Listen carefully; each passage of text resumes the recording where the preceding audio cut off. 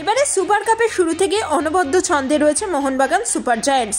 প্রথম ম্যাচে তারা পরাজিত করে আই লিগের অন্যতম শক্তিশালী দল শ্রীনিধি ডেকানকে। তারপর দ্বিতীয় ম্যাচে তারা পরাজিত করে আইএসএল এর অন্যতম প্রভাবশালী দল হায়দ্রাবাদ এফসিকে। বর্তমানে 2 ম্যাচে 6 পয়েন্টে রয়েছে মেরিনার্সরা। তবে গোল পার্থক্যের নিরিখে গ্রুপ পর্বে দ্বিতীয় স্থানে রয়েছে দল, প্রথম স্থানে রয়েছে ইমামে ইস্টবেঙ্গল। এবার সকলের নজর তৃতীয় ম্যাচের দিকে, যেখানে মুখোমুখি হবে কলকাতা ময়দানের 2 প্রধান তথা লাল হলুদ আর সবুজ মেরুন।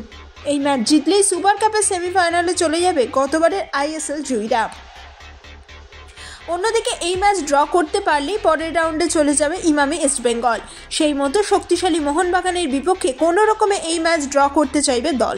তবে লড়াইটা যে খুব একটা সহজ হবে না তা সকলেই আন্দাজ করতে পারছেন। উল্লেখ্য, এবারে সুপার কাপের শুরু থেকেই মোহনবাগানকে সামলেছেন সহকারী কোচ ক্লিফোর্ড মিরান্ডা। তার তত্ত্বাবধানে গত 2 ম্যাচে জয় এসেছে মেরিনার্সের।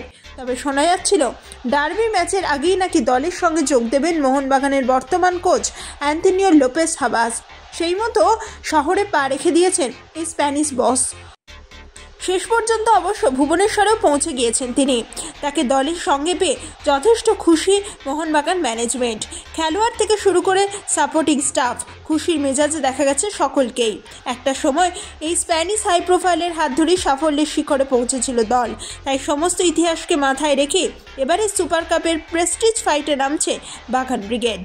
Bureau report, Kolkata 24/7.in।